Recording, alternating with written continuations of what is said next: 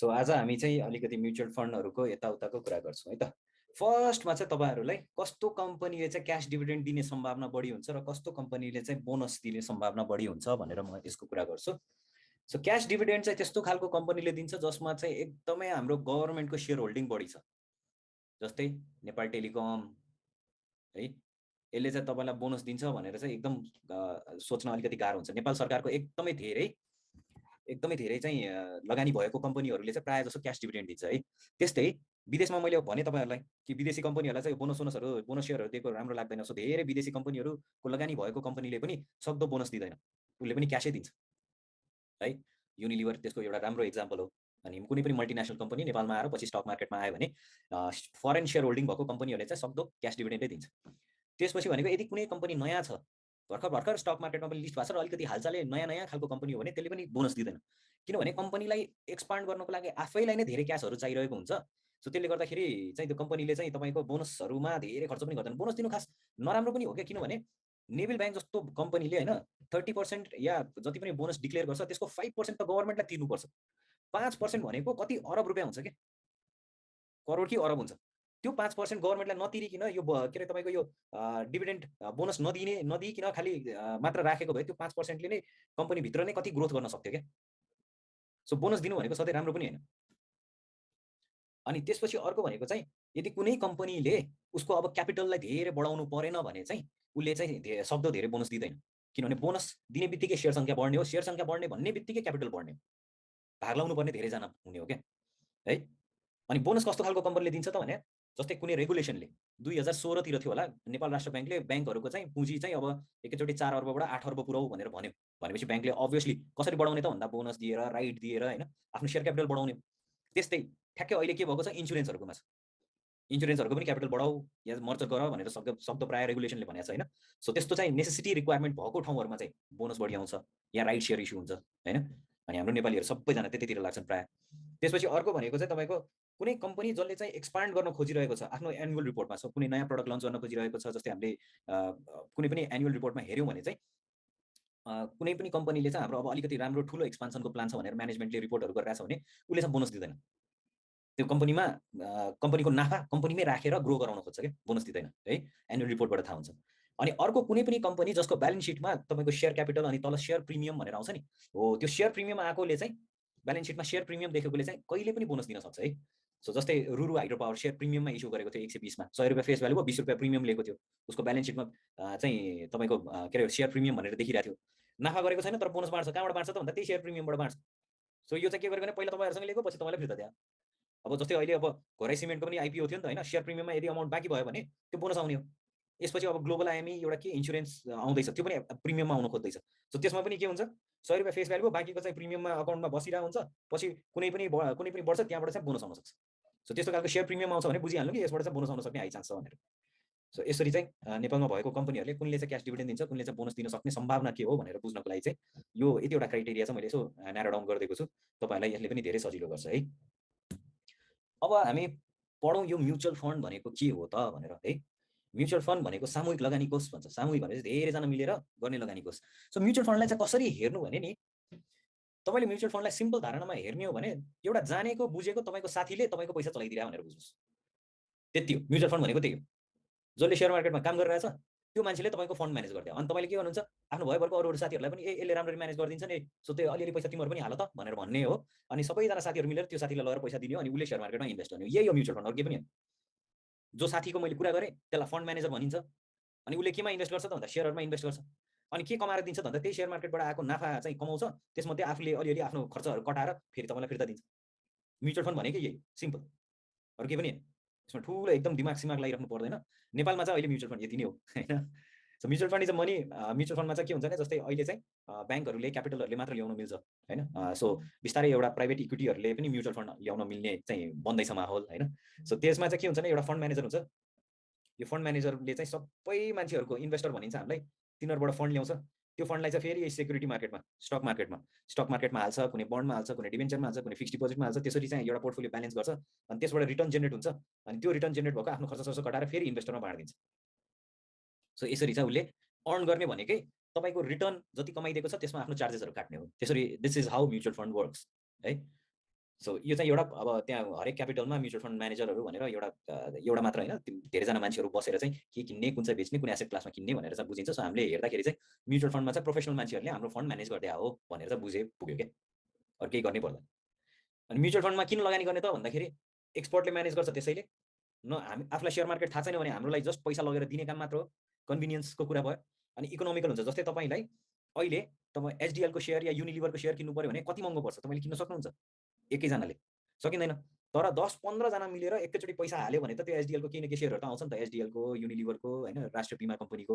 So थोरै थोरै पैसाले पनि त्यहाँ धेरै पुरा पैसा बन्छ। अनि त्यसले चाहिँ गर्दाखेरि हामीलाई चाहिँ के हुन्छ भने हाम्रो पोर्टफोलियो डाइभर्ट पनि हुन्छ, हामीलाई इकोनोमिकल पनि पर्छ। एकजनाले थोरै दिएको छ तर धेरैजनाको मिलेकोले धेरै हुन्छ। अनि यो लिक्विडिटी, पैसाको कुरा आउने बित्तिकै लिक्विडिटी भयो। अनि यदि राम्रो राम्रो म्युचुअल फन्ड म्यानेजर पऱ्यो भने हामीलाई एकदमै हाई रिटर्न आउँछ।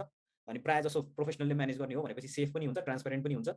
अनि इन्फ्लेसनभन्दा बढीको रिटर्न आउँछ, हाम्रो पैसा कसैलाई दिइसकेपछि इन्फ्लेसनभन्दा बढीको रिटर्न आउँछ। सो त्यसले गर्दाखेरि चाहिँ राम्रो हो भनेर चाहिँ बुझिन्छ। अब यो मैले एउटा भिडियो पनि बनाएको थिएँ, नेपालमा सेयर मार्केटको इतिहासमा हेर्ने हो भने आजको दिनसम्ममा म्युचुअल फन्डले, एभरेज म्युचुअल फन्डले जतिवटा म्युचुअल फन्ड म्यानेज गरेको छ सबै गरेर म्युचुअल फन्डले चाहिँ कतिको रिटर्न दिन सफल भएको छ भन्दाखेरि चाहिँ 15.23 कि कतिको सिएजिआर दिन सफल भएको छ है। हामीले अस्ति हेर्दाखेरि नेप्सेको त्यत्रो 27 वर्षमा चाहिँ कति थियो, 11.79 थियो नि, होइन। यो चाहिँ त्यत्रो 27 वर्षको इतिहास चाहिँ होइन, यो लगभग विगतको 10 या 15 वर्षको मात्र डेटा हेरेको हो मैले है। 10 या 15 वर्षको डेटा मात्र हेर्ने भने त नेप्सेको पनि अलिकति बढी नै हुन्छ, योभन्दा बढी नै हुन्छ होला मेरो विचारमा। तर 15% चाहिँ एभरेजमा म्युचुअल फन्डको म्यानेजरहरूले चाहिँ तपाईँलाई रिटर्न दिएको चाहिँ डेटा छ है। सो यसरी चाहिँ म्युचुअल फन्डमा किन लगानी गर्ने त भन्दा जस्तै हामीले क्लासमा गरिसक्यौँ होइन, हामीलाई चाहिँ त्यति म्युचुअल फन्डमा लगानी गरिराख्नु चाहिँ जरुरी छैन हामीलाई चाहिँ। स्पेसली अब म्युचुअल फन्ड अझै कुरा गर्दैन, म्युचुअल फन्डमा चाहिँ हामीले के हेर्ने त भन्दाखेरि एनएभी भ्याल्यु भनेर हेर्ने। सो यो एनएभी भ्याल्यु भनेको के हो त भन्दाखेरि तपाईँले त्यो साथीलाई तपाईँको के अरे सेयर मार्केटमा लगानी गर्नलाई पैसा दिनुभयो, उसले सेयरमा लगानी गरिसकेपछि आजको दिनमा कति वर्थ भएको छ त, कति पैसा लगायो अनि कति किता मसँग छ, त्यो कति आजको दिनमा सेयर मार्केटमा त्यसको भ्याल्यु कति छ र त्यो बापत मैले कति किता पाएको छु डिभाइड गरिदिनु, त्यही हो एनएभी भ्याल्यु भनेको, के पनि होइन। तपाईँको आफ्नो पोर्टफोलियोमा जति छ आजको दिनको portfolio divide by number of shares you hold, त्यो तपाईँको एनएभी भ्याल्यु हो, नेट एसेट भ्याल्यु भन्छ है। सो एनएभी भ्याल्यु भनेको सिम्पल हो, म्युचुअल फन्डलाई पनि त्यसरी नै हेर्दा भयो तपाईँले। अनि एनएभी भ्याल्यु दिनदिनै चेन्ज हुन्छ, किनभने हाम्रो पोर्टफोलियो पनि दिनदिनै चेन्ज हुन्छ। कुनै स्टकको प्राइस बढ्यो भने हाम्रो पोर्टफोलियो बढ्छ, कुनै स्टकको प्राइस घट्यो भने हाम्रो के अरे स्टकको प्राइस घट्छ।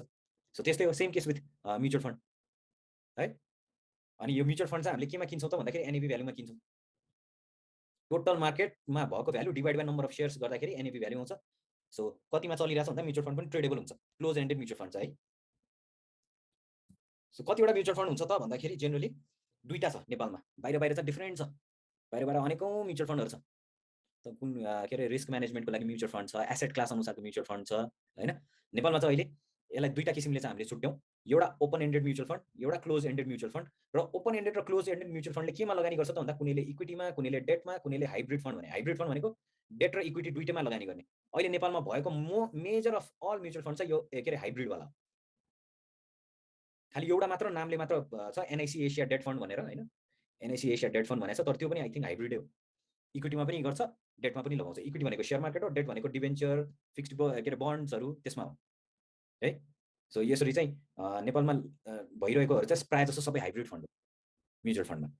अनि ओपन एन्डेड र क्लोज एन्डेडमा फरक के छ भन्दाखेरि यो क्लोज एन्डेड भनेको चाहिँ नेप्सेमा लिस्टेड हुन्छ, नामै क्लोज एन्डेड भनेपछि 8 वर्षको लागि, 7 वर्षको लागि, 10 वर्षको लागि भनेर निकालेको हुन्छ कम्पनीहरूले। ओपन एन्डेडमा चाहिँ यो अनलिमिटेड जान्छ, यसको साइज ठुल्ठुलो पनि हुँदै जान्छ, धेरै मान्छेहरूले पार्टिसिपेट गर्न थाल्यो भने। यो चाहिँ एकदम क्लोज हुन्छ, यति सङ्ख्या मात्र र यति वर्षमा म्याच्योर हुने भनेर। सो त्यति वर्षसम्म यसले चाहिँ अपरेट गर्छ अनि लास्टमा क्लोज भएपछि सबै टाकटुक बेचबाच पारेर सबैलाई दिइदिन्छ। सो म्युचुअल फन्डमा पनि लगानी गर्दाखेरि के आउँछ, इयरली डिभिडेन्ड आउँछ, अनि लास्टमा चाहिँ क्यापिटल एप्रिसिएसन पनि हुनसक्छ। यो क्यापिटल एप्रिसिएसन चाहिँ तपाईँको के हुन्छ, number of units held into NAV on that day भनेर यो चाहिँ तपाईँको लास्टमा एकमुष्ट पैसा आइदिन्छ, अनि इयरली चाहिँ तपाईँलाई डिभिडेन्ड आइरहेछ। यसले बोनस दिँदैन है, खालि क्यास डिभिडेन्ड मात्र हुन्छ है म्युचुअल फन्डबाट, बोनस भन्ने कन्सेप्ट हुँदैन म्युचुअल फन्डमा, बोनस सेयर भन्ने हुँदैन, क्यास डिभिडेन्ड मात्र आइरहेको हुन्छ है, सुई लाएर। अब एउटा सिम्पल भन्नु त म्युचुअल फन्ड भनेको तपाईँको साथी हो जसले चाहिँ तपाईँको प्रोफेसनली पैसा म्यानेज गरिदिरहेछ। अब हामीले म्युचुअल फन्ड किन्ने हो भने कुन म्युचुअल फन्ड राम्रो हो कि होइन भनेर पत्ता लगाउने के हेरौँ त, एनएभी भ्याल्यु हेरौँ।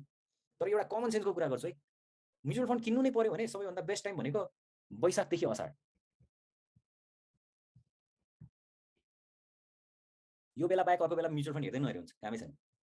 किनभने असारमा क्लोजिङ हुन्छ अनि म्युचुअल फन्डले चाहिँ यो पालिको रिपोर्ट राम्रो दिनको लागि वैशाखदेखि असारमा बिस्तारै बेचेर चाहिँ प्रफिट राम्रो जेनेरेट गर्न खोज्या हुन्छ अनि हामीलाई डिभिडेन्ड आउँछ। सो किन्ने नै हो भने चाहिँ वैशाखदेखि असारमा किन्ने हो, तर कस्तो खालको किन्ने हो त भन्दा जुन डिस्काउन्टमा चलिरहेछ हैन। र म्युचुअल फन्डमा चाहिँ म देखाउँछु है, हाम्रो मनी मित्रमै देखाउँछु तपाईँहरूलाई कि म्युचुअल फन्ड कहाँबाट हेर्ने भनेर।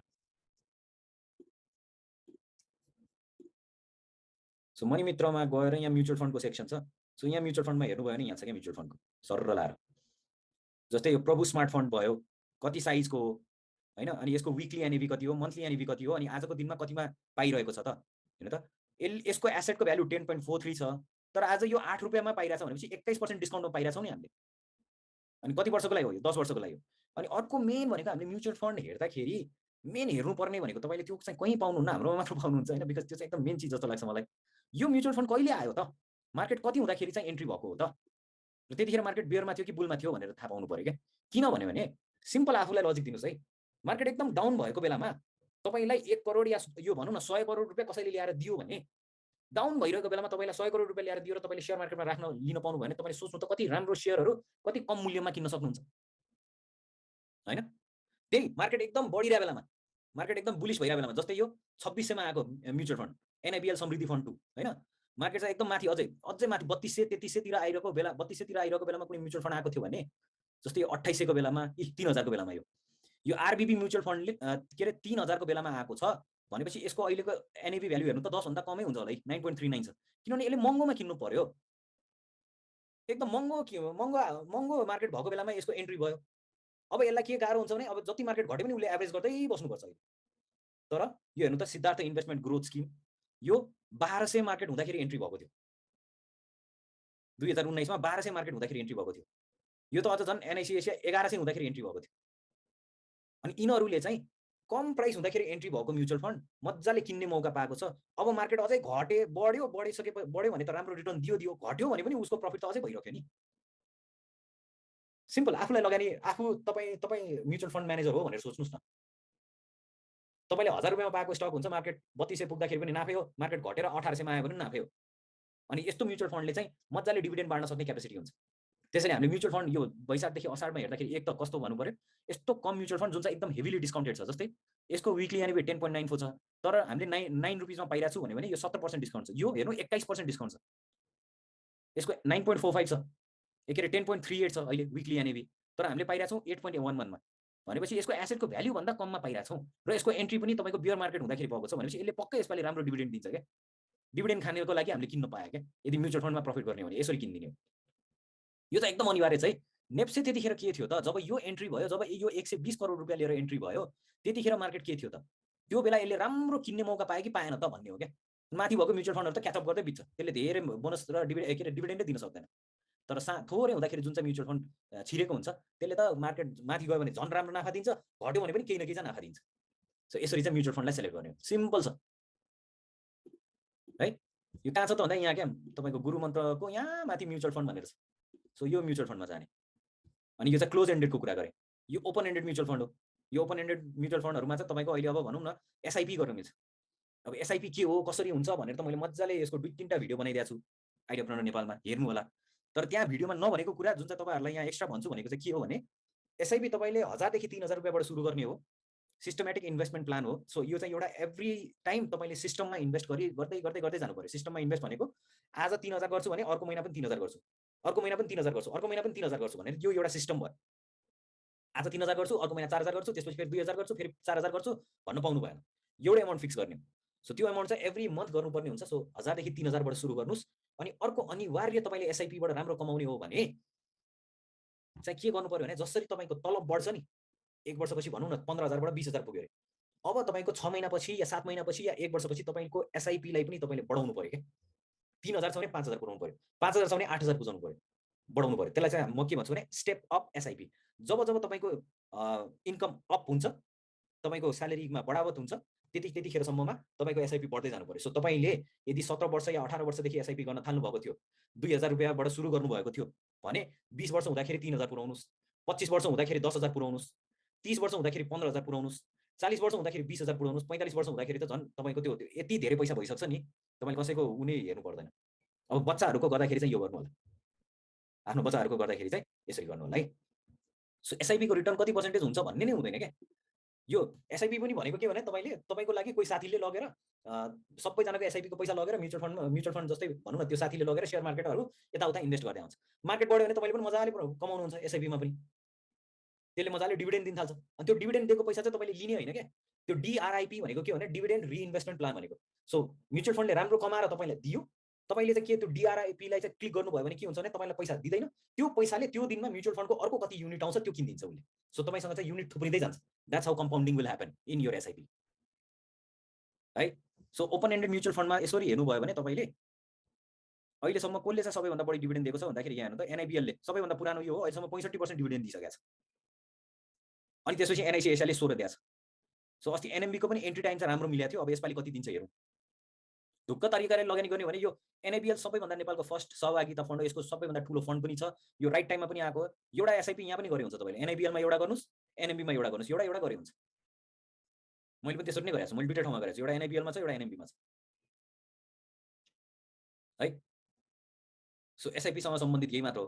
अब अर्को के हुन्छ भने म्युचुअल फन्डबाट चाहिँ के हुन्छ त, सिन्स यसलाई फेरि म तपाईँको साथी भनेर भन्छु होइन, तपाईँको प्रोफेसनल्ली म्यानेज गरिरहेको साथीले म्युचुअल फन्ड भनेको त्यही हो, त्यसले के किन्छ भनेर हेर्नुभयो भने पनि तपाईँलाई केही आइडिया आएन भने पनि यसले सबैभन्दा जे चिज किनिरहेछ त्यो पक्कै यसले एनालाइसिस गरेर राम्ररी किनिरहेको होला नि भनेर सोच्ने हो क्या। सो त्यतिखेर चाहिँ के गर्ने हो भने हामीले यही म्युचुअल फन्डमा गएर इन्डस्ट्री होल्डिङमा जाने हो। यो इन्डस्ट्री होल्डिङमा हेर्दाखेरि वैशाख महिनामा ब्याङ्किङमा सबैभन्दा के भयो यहाँ ब्याङ्किङमा, ल चैत्रमा हेरौँ न त, चैत महिनामा ब्याङ्किङमा सबैभन्दा बढी कुन स्टक किनिएको छ त भनेर हेर्नुभयो भने यहाँ देखिन्छ क्या कुन चाहिँ बढी किनिएको छ भने नेबिल 43.87, सबै म्युचुअल फन्ड मिलेर है कुन चाहिँ स्टक चाहिँ बढी किनेको छ भनेर अलिकति तल हेर्नुभयो भने यहाँ हेर्नु त, ओहो एनआइसी एसिया किनेर रहेछन् सब जान्ने मान्छेहरूले। हामी पनि एनआइसी एसिया गर्दै थियौँ, हामीभन्दा अगाडि किनेर राखेर रहेछन् त अलिकति जान्ने मान्छेहरूले। त्यसपछि अर्को कुन चाहिँ ब्याङ्क किनेर रहेछन् त, नेबिल। सो यसबाट पनि तपाईँलाई के आइडिया आउँछ भने कुन चाहिँ कम्पनी एनालाइसिस गर्ने भनेर पनि आइडिया आउँछ क्या कहिलेकाहीँ। ब्याङ्कमा त एनआइसी एसिया र नबिल रहेछ 1-2 को कुरामा होइन, यो बारले त्यही भन्यो। अब फेरि अलिकति माथि जानु, डेभलपमेन्ट ब्याङ्कमा हेरौँ, तल जाउँ, डेभलपमेन्ट ब्याङ्कको के भयो,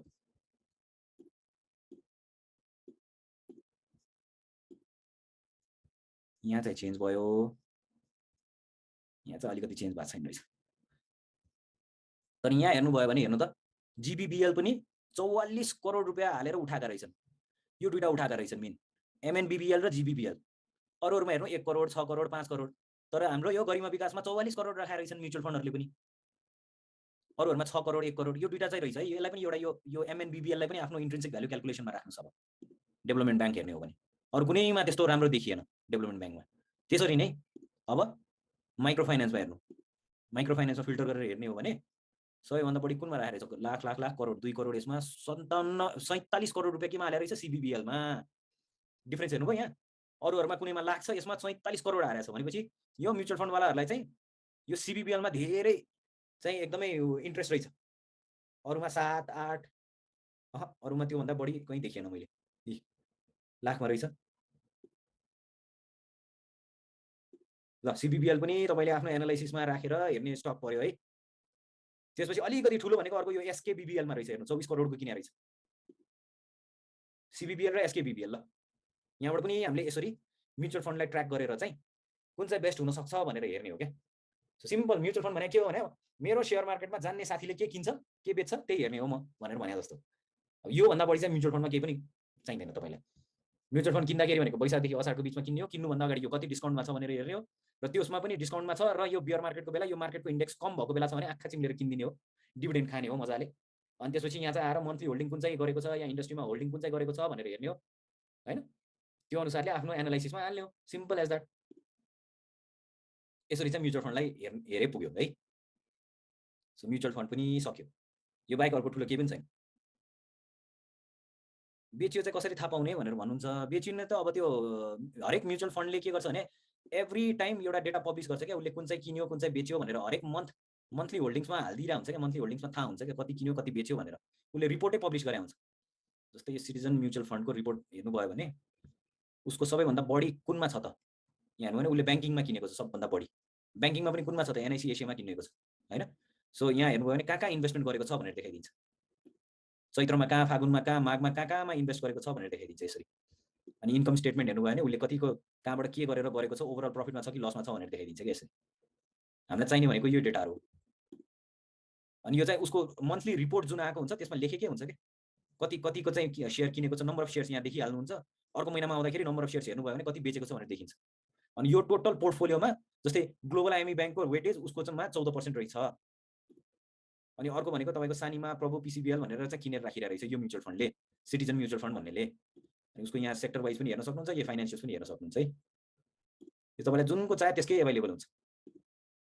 सो यहाँबाट कुन चाहिँ राम्रो हो भनेर हेरेर, जस्तै हामीले यो ग्लोबल यो मेन चाहिँ 1800-1900 मा आएको हुन्छ क्या एसएमएमएफ भनेको सनराइज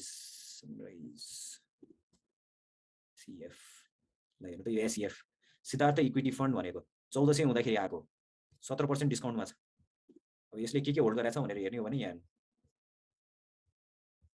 उसको सबैभन्दा बढी एनआइसी एसिया नै होल्ड गरेछ ब्याङ्किङमा, डेभलपमेन्ट ब्याङ्कमा जीबीबीएल रहेछ हेर्नुस्, जीबीबीएल र एलबीबीएल होल्ड गरेर रहेछ। फाइनेन्समा आइसिएफसी होल्ड गरेर रहेछ बढी, होटलमा ओएचएल मात्र छ हैन, हाइड्रोमा एनएचपीसी रहेछ, एचपीपीएल रहेछ हैन। अब यसरी नै तपाईको माइक्रो फाइनेन्समा हेर्नुभयो भने सीबीबीएल आउँछ होला, सीबीबीएल, एनयूबीएल यसरी छ है। म्युचुअल फन्डलाई पनि हामीले यसरी ट्र्याक गरेर चाहिँ एउटा हाम्रो स्ट्र्याटेजी बनाउन मिल्छ क्या, कुन स्टक खोल्ने हो भनेर है। डिभिडेन्ड यिल्ड कसरी निकाल्ने हो भनेर, डिभिडेन्ड यिल्ड भनेको म धेरै टाउको नदुखाउनु भन्छु त्यसमा हैन। त्यो भनेको चाहिँ के हो भने डिभिडेन्ड कति पर्सेन्टेज दियो डिभाइड बाई अहिले प्राइस अफ द सेयर कति छ भनेर क्या। सो यति डिभिडेन्ड चाहिँ कमाउनको लागि, खानको लागि मैले आज कति पर्सेन्टेज तिर्नु परिरहेछ भनेर हेर्ने हो। दुईटा स्टक मध्ये कुन चाहिँको डिभिडेन्ड यिल्ड चाहिँ मलाई अलिकति सस्तो परिरहेछ भनेर हेरेर सेलेक्ट मात्र गर्ने हो क्या। That's about it dividend yield भनेको। त्यसमा यस्तो टाउको दुखाइराख्नु पर्ने केही छैन। डिभिडेन्ड यिल्डमा चाहिँ डिभिडेन्ड कति पर्सेन्टेज दिएको छ डिभाइड बाई मार्केट प्राइस हो। योसँग हामीलाई धेरै सरकार राखिराख्नु पर्दैन क्या। हामीलाई सरकार भनेको त हामीलाई रिटर्न कति आइरहेको हुन्छ हैन। डिभिडेन्ड कति दिइरहेको छ सँगको सरकार भन्दा पनि हामीलाई रिटर्न त्यो कम्पनीबाट रिटर्न त कति आइरहेको छ, आरओसी हाम्रो रिटर्न अन क्यापिटल कति आइरहेको छ, रिटर्न अन एसेट कति आइरहेको छ, हाम्रो पी कति सस्तोमा पाइरहेछौँ भन्दाखेरि यो डिभिडेन्ड यिल्डलाई नहेरिकन यो अरू चिजहरू हेर्नुभयो भने पनि काम लाग्छ क्या। डिभिडेन्ड यिल्ड चाहिँ बाहिर विदेशमा चाहिँ अलिकति मोर प्रोमिनेन्ट काम लाग्ने हो। कुन चाहिँले चाहिँ राम्रो डिभिडेन्ड दिइरहेछ त, कुन चाहिँ कम्पनीले राम्रो डिभिडेन्ड दिइरहेछ मार्केट प्राइसको कम्पेरिजनमा, क्याश डिभिडेन्ड कसले राम्रो दिइरहेछ भन्ने हो क्या। शङ्करजी एसएचएल को के छ थोरै भनिदिनुस् न, एसएचएल को करेन्ट सिचुएसन बारे अब एनालाइसिस गर्न सिकाइदिसक्यो। अब यसमा मैले के भन्नु शङ्करजी, सर हेर्नुस् उसको अर्निङ के भइरहेछ विगतमा, उसको रेभेन्यू के छ, उसको प्रफिट के छ, उसको ग्रोथ के छ यो चाहिँ आज यो किनौँ कि नकिनौँ भनिदिनुस् न भने जस्तो क्लास छैन त शङ्करजी। यत्रो पढाइयो हामीले हैन। अब त अरूलाई सोध्ने होइन कि तपाईँ आफू सक्षम हुने हो, आफू सक्षम भएर आफैले एनालाइसिस गर्न सक्ने हो। यो मेरो लागि के छ त भनेर हेर्नु पर्यो। तपाईँको रिस्कको कुरा गरेँ, तपाईँको ग्रोथको कुरा गरेँ, तपाईँको माइन्डसेटको कुरा गरेँ, इन्ट्रिन्सिक भ्यालु निकाल्न सिक्यौँ, भएको अरू फर्मुलाजहरू हालेर हेऱ्यौँ, होटल इन्डस्ट्रीसँग इन्डस्ट्री एभरेज कम्पेयर गर्नुहोस् त्यसरी नै, एन्ड देन सी कि तपाईँ यसमा स्टकमा होल्ड गरेर बस्न सक्नुहुन्छ कि हुन्न, कि तपाईँको लागि यो ठिक हो कि होइन भनेर है। द्याट्स हाउ यो चाहिँ मिलाउनु पर्ने हुन्छ है चिजहरू। Investment is SBL and NTC better for long term investment रे। अघि मैले के भने एनटिसी भनेको सरकारको एकदम बढी के अरे स्वामित्व भएको अर्गनाइजेसन हो। त्यहाँ केही पनि पोलिसी चेन्ज हुनको लागि कतिवटा चिजमा जानुपर्ने हुन्छ। सो एनटिसी चाहिँ लङ टर्मसम्म राख्नुहुन्छ भने सरकारको मुड अनुसार चेन्ज हुन्छ। दिदिउँ त एउटाले दिउँ भन्छ, अर्कोले होइन नदिउँ भन्छ, अड्किन्छ। लङ टर्मको लागि नराख्नु एनटिसीहरू है। लङ टर्मको लागि कस्तो कस्तो खालले राख्ने भनेको मैले भनिहालेँ त। डेभलपमेन्ट ब्याङ्क हेर्नुहोस्, माइक्रो फाइनेन्स हेर्नुहोस् हैन, लङ टर्ममा त यिनीहरूले वेल्थ बनाएर दिन्छ। अनि कमर्सियल ब्याङ्कमा पनि अलिअलि हुन्छ, धेरै नबढिसकेहरू हैन। सो यसरी चाहिँ हुन्छ है। एनआरबीको वेबसाइटमा डाटा कसरी हेर्ने सर? एनआरबीको वेबसाइटमा जानुस् न, यसो हेर्नुस् त, त्यहाँ सबै चिजहरू खोताल्नु पर्यो नि, सबै चिज सजिलो हुन्छ हेर्नुस्। नत्र त हाम्रो न्युज लेटर छँदैछ, आफूले पनि अलिक मेहनत गर्नुपर्छ है दिपेन्द्रजी। एनआरबीमा गएर म्याक्रो इकोनोमिक्स भनेर त्यहाँ कतिवटा एक्सेल सिटमा दिइरहेको हुन्छ एनआरबीको डेटामा हैन, पब्लिस गरिरहेको हुन्छ। यसो सर र वेबसाइट हेर्नुस् न, त्यो एकदमै कम्प्लेक्स वेबसाइट पनि छ, धेरै चिजहरू पनि छ त्यसमा है। अब थोरै एउटा चाहिँ अब यो हाम्रो गुरुमन्त्र कसरी चलाउने भनेर पनि म भनिदेऊ भनेर भन्नुभएको थियो अस्ति सबै धेरैजनाले हैन। सो यो गुरुमन्त्रमा चाहिँ सबभन्दा सजिलो तरिकाले हामीले चाहिँ चलाउन मिल्ने व्यवस्था बनाइरहेको हो। हामीलाई जे एनालाइसिस गर्नलाई चाहिने हुन्छ त्यही नै चिज बनाएको हो हैन। सो यो ठ्याक्कै हेर्नुभयो भने स्पटमा हेर्नुभयो भने यहाँ तपाईँलाई कुनै कम्पनीको एनालाइसिस गर्नु छ भने नाम राखे पनि भयो। अनि भोलिको दिनमा जब यसमा चाहिँ 500-1000 वटा स्टकहरू लिस्टेड हुन्छ, तपाईँले चलाउने ब्रान्डको नामहरू राख्नुभयो भने हुन्छ क्या। जस्तो तपाईँले पेप्सोडेन्टले तपाईँले के अरे दाँत माझ्नुहुन्छ भने युनिलिभरले बनाउँछ हैन। कोक भनेर राख्नुभयो भने तपाईँको बोटलर्स नेपालले बनाउँछ, यसरी आउँछ हैन। तपाईँको गोल्डन ओक भनेर राख्नुभयो भने हिमालयन डिस्टिलरी आउँछ। सो यस्तो यस्तो छ क्या, प्रडक्ट अनुसारको पनि हामीले हाल्दैछौँ। किनभने मैले चाहिँ के भन्छु भने कस्तो खालको कम्पनीमा इन्भेस्ट गर्ने त भन्दाखेरि तपाईँले आफ्नो लाइफमा जे चिज चलाउनुहुन्छ तपाईँ जस्तै धेरै मान्छेले चलाउँछ र जबसम्म त्यो मान्छेहरूले त्यस्तो खालको चिज चलाउँछ त्यो कम्पनीले ग्रोथै गर्छ, राम्रै गर्छ। सो तपाईँले जे चलाउनुहुन्छ त्यसमा पनि इन्भेस्ट गर्नुहोस्। इन्भेस्टमेन्ट गर्ने भनेको पहिला केही एनालाइसिस नगरिकन इन्भेस्टमेन्ट गर्ने हो भनेको तपाईँले जे प्रडक्टहरू चलाउनुहुन्छ, बिहान जुन टुथपेस्ट चलाउनुहुन्छ त्यसमा इन्भेस्ट गर्नुहोस्, दिउँसो जे खानुहुन्छ त्यसमा इन्भेस्ट गर्नुहोस्। कुन चाहिँ ब्याङ्क एकाउन्टमा तपाईँको आफ्नो खाता छ, किन त्यहाँ खोल्नु भएको त? राम्रो लागेर नखोलेको, तपाईँ जस्तै धेरै मान्छेले पनि खोले हुन्छ, त्यही ब्याङ्कको सेयर किन्नुहोस् होइन। कुन चाहिँ होटलमा धेरै चाहिँ मान्छे जान खोज्छन् जस्तो लाग्छ त्यही होटलको सेयर किन्नुहोस्। सो जे आफूले युज गरिन्छ त्यही अनुसारको चाहिँ सेयर किन्नुपर्छ भन्ने कन्सेप्टले चाहिँ यो बनाएको। अनि यो तल हेर्नु भने मार्केट चलेको बेलामा नेप्सेक के भइरहेछ, कुन स्टक कहाँ पुगेको छ, भोल्युम कति आयो, टर्नओभर कति आयो, मार्केट क्याप आज कति भयो भन्ने आउँछ होइन। अनि त्यही भन्दा अझै तल जानु भने कुन कसैको एजिएम आउँदैछ के आउँदैछ भने यो क्यालेन्डरमा आउने भयो। अनि गेनर्स र लुजर्स यहाँ आउने भयो। त्यसपछि यो स्टक बास्केटको यहाँ सानो हालिदिएको छु, यो एसआइपी अन स्टक भनेर हाम्रो बन्दैछ होइन। अनि त्यसपछि त्यसमा के आउने हो भनेर चाहिँ यसरी हेर्दाखेरि हेर्नु अहिले चाहिँ एचडिएल, एनजिपिएल र सिआइटीमा यदि तपाईँले एसआइपी अन स्टक भनेको मसँग केही इन्भेस्टमेन्ट भयो भने म यो किन्दै जान्छु भनेर हेर्नुभयो भने यसमा कति पर्सेन्टेजको सिएजिआर छ, कति पर्सेन्टेज रिटर्न आइरहेछ भनेर 10वटा कम्पनी जसमा चाहिँ तपाईँले ऱ्यान्डम पैसा हाल्दै जानुभयो भने राम्रो आउँछ कि। अब यो चाहिँ चार्टमा हालेर हामीले बनाएर देखाइदिँदैछु कि तपाईँको 10 वर्ष अगाडि या 5 वर्ष अगाडिदेखि 1000 या 2,000 रुपियाँ या एटलिस्ट 10 किता सेयर आउने गरेर किन्दै जानुभएको भए कति रिटर्न हुन्थ्यो भनेर चाहिँ देखाउँदैछु होइन। अब एनालाइसिस गर्न गाह्रो हुने मान्छेहरूलाई चाहिँ के। सो स्टक मार्केटमा फरेभर ब्लू चिप्सहरू कम्पनी कुन कुन हो भनेर अहिले हेर्नुभयो भने ब्याङ्कको एनआइसी एसिया र स्ट्यान्डर्ड चार्टर्ड ब्याङ्क देखिन्छ होइन। त्यसरी नै म्युचुअल फन्डहरू या सुपर लाइफ इन्सुरेन्स कुन चाहिँ सबैभन्दा राम्रो छ अहिलेको टाइममा भनेर यहीँ आयो। अनि राइजिङ स्टार्स भनेको जुन चाहिँ ग्रोथ हुनसक्छ भनेर यहाँ आयो होइन। यो ग्रोथ हुन सक्ने खालको स्टकहरू भयो बढ्दै गइरहेको। मेगा बार्गेनमा कुन चाहिँ छ भनेर हेर्नुभयो भने अहिले यो दुईवटा आउँछ है। सो यसरी चाहिँ ब्रोकरले कुन सबैभन्दा बढी किनिरहेछन् या डिभिडेन्ड अहिलेसम्म सबैभन्दा राम्रो कसले दिइरहेछ त भन्दाखेरि यसरी आउँछ।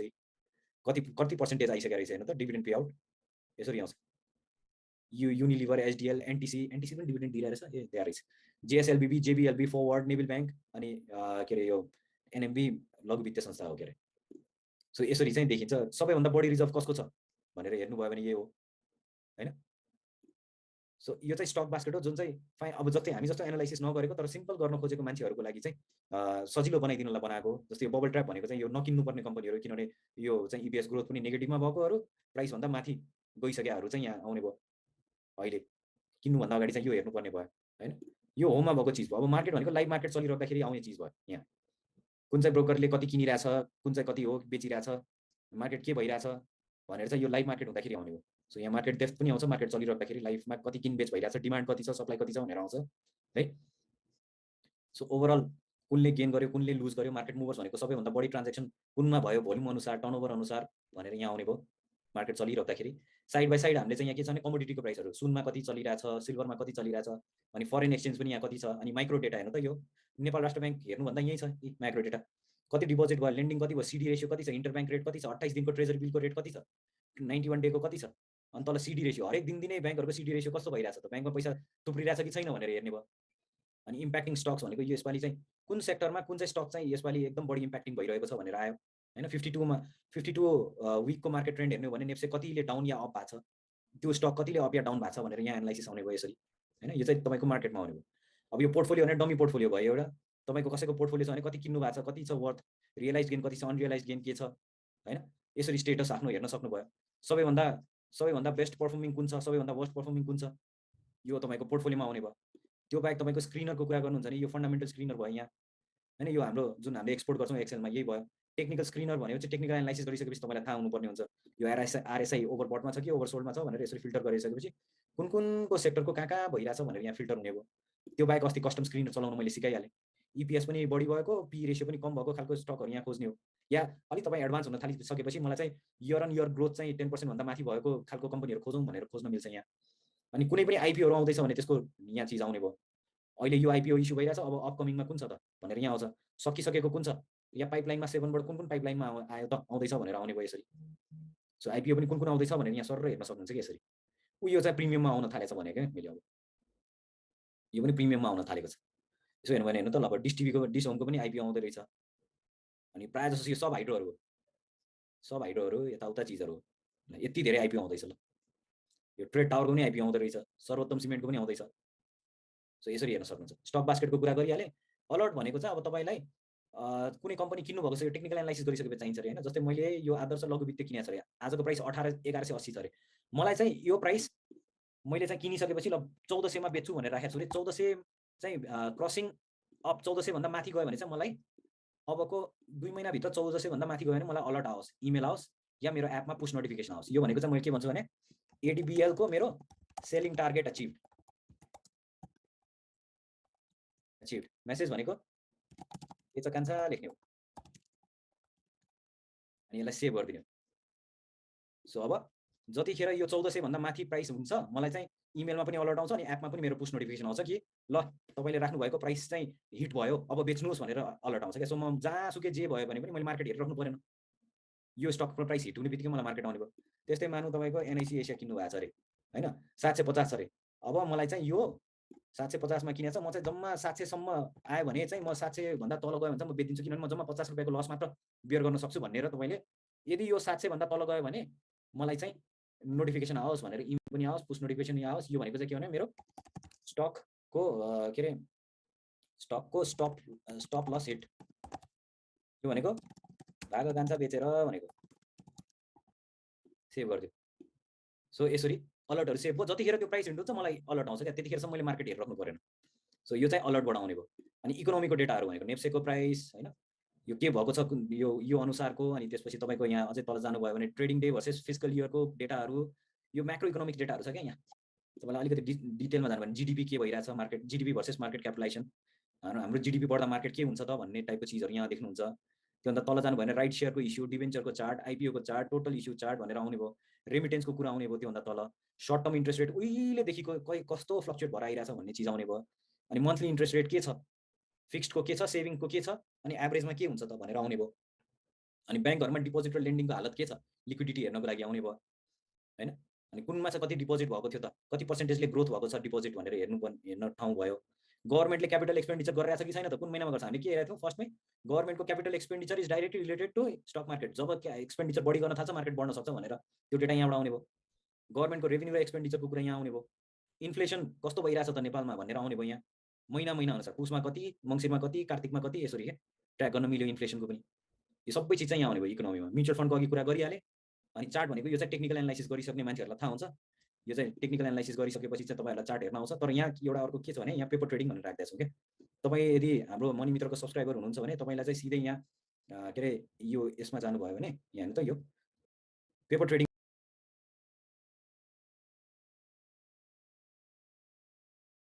भनेर यहाँ ब्यालेन्स कति छ त, 10 लाख रुपैयाँ अकाउन्ट ब्यालेन्स दिएको छ। अब 10 लाख रुपैयाँले तपाईँ खेल्नुस् मार्केटमा, लाइभ मार्केट चलिरहँदाखेरि आफ्नो पैसा नलगाइकिन यही 10 लाख रुपैयाँले तपाईँ कमाउन सक्नुहुन्छ कि गुमाउन सक्नुहुन्छ भनेर हेर्नको लागि के। जस्तै मार्केटबाट सिबिबिएल तपाईँलाई किन्नु पर्यो, ल 100 किता किन्नुला, यो चाहिँ मार्केटमा चाहिँ अनि 100 किता किन्ने, अनि प्रफिट चाहिँ मेरो ल भनौँ न आजको कतिमा चलिरहेछ, यो 906 मा छ भनेपछि 906 मा त यो हाइकेनेसीको है, यो क्यान्डल 900 मा चलिरहेछ हैन, 900 मा चलिरहेछ भनेपछि मलाई चाहिँ प्रफिट 1100 भयो भने चाहिँ आफै बेच, या 900 मा छ भनेपछि म 850 भन्दा तल गयो भने पनि बेच भनेर यो किन्दिने। सो यो भनेको मेरो प्रफिट टार्गेट, यो भनेको मेरो स्टप लस। सो आफैले यो गरिदिनु भयो भने यो मार्केटमा जहिले यो प्राइसहरु किनबेच हुन्छ त्यतिखेर आफै चल्छ। यो चाहिँ लाइभ मार्केटमा तपाईको यो डेटा अनुसारले यो 10 लाख रुपैयाँ तपाईले कमाउन सक्नुहुन्छ कि गुमाउन सक्नुहुन्छ भनेर हेर्ने हो के। यो चाहिँ आफूले मार्केटमा कमाउन सकिन्छ कि गुमाउन सकिन्छ भनेर पेपर ट्रेडिङ भनेर हामीले हालिदिएको छ। यहाँ मुनिबाट चाहिँ तपाईले एक्सेस गर्न सक्नुहुन्छ यसरी है। यहाँ माथि गर्ने, त्यसपछि यहाँ छेउमा हुन्छ यो अर्डर प्यानल भनेर यहाँ हुन्छ। नत्र भने यो टेक्निकल एनालाइसिस गर्नेहरुलाई चार्ट चाहिने हो, यो त्यो भइहाल्यो।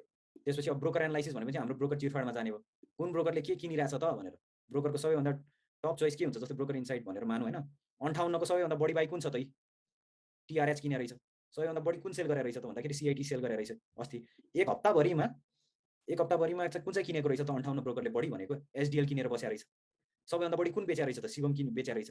सो एक ग्लान्समा हेर्ने हो के, सरल लाएर 58 को यो 45 नम्बरको ब्रोकरले के गरे रहेछ त भन्दा शिवम किने रहेछ, शिवमै बेच्या रहेछ। त्यो बाहेक एसएचएल, सो कुन चाहिँ स्टक कुन ल्याएर राखेछ या थुपारिरहेछ भनेर हेर्नको लागि यसरी हेर्न पनि मिल्यो के हामीले।